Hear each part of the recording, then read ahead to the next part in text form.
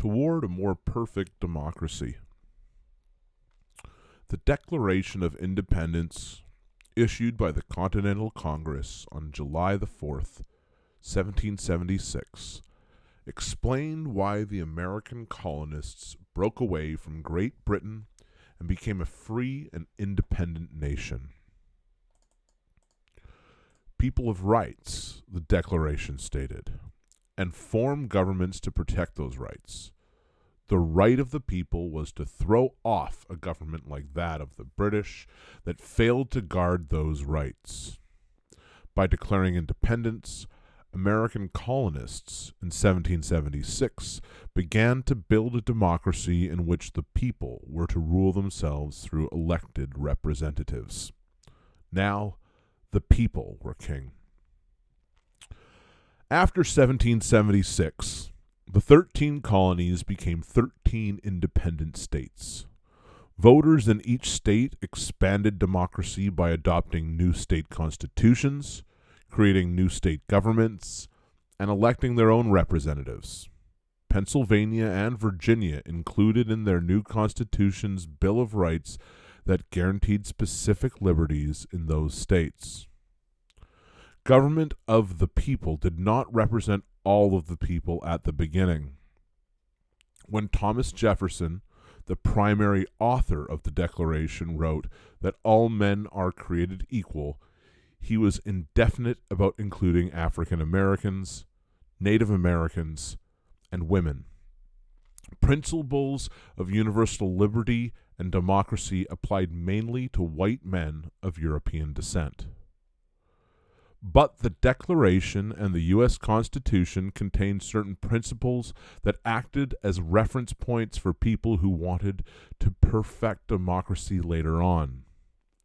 One of the most important democratic principles that Americans valued was individual liberty.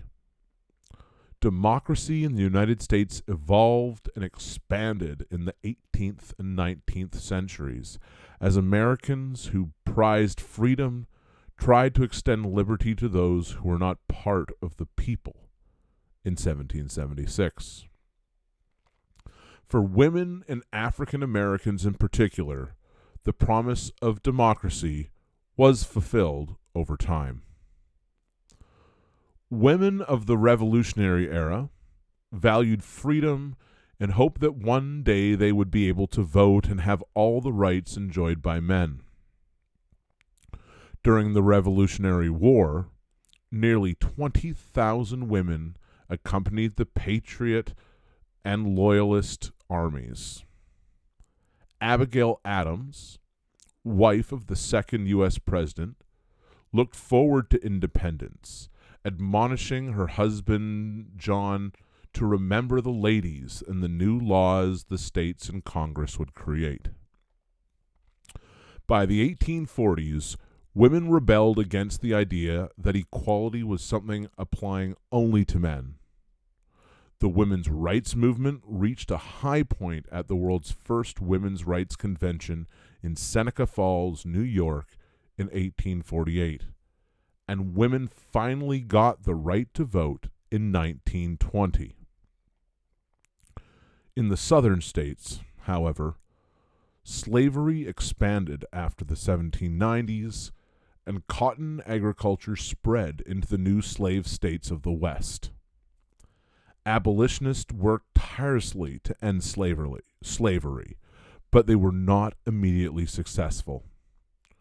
President Abraham Lincoln issued the Emancipation Proclamation on January 1st, 1863, and began the process of freeing the slaves.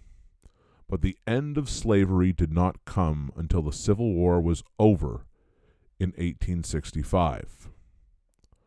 More than 620,000 Americans lost their lives in that conflict, and 4 million slaves finally were free.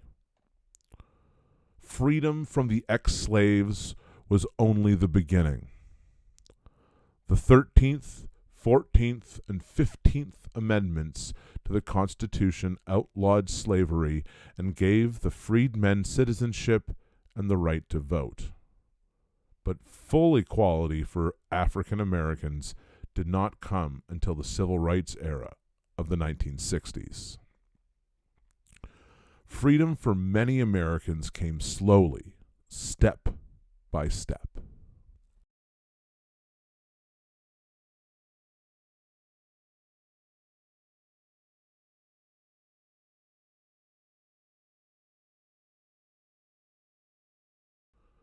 Ferdinand Joseph Jelly Roll Morton.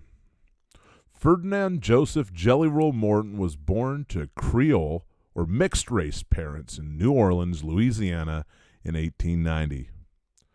Jelly Roll first studied guitar and trombone, but as a teenager he decided to concentrate on playing the piano. He became an experienced pianist by playing for hours on end in the less reputable parts of the Storyville district of New Orleans. Combining ragtime music, the blues, and vaudeville songs, Morton later performed as a solo artist and as part of vaudeville troupes in Chicago, New York, Los Angeles, San Francisco, and throughout the South. He returned to New York during his heyday of the Harlem Renaissance, went to Washington, D.C. for several years, and finally moved to Los Angeles, where he died of heart disease at age 51. Morton brashly claimed credit for having created jazz. While this claim is disputed, he was certainly one of the first great jazz composers.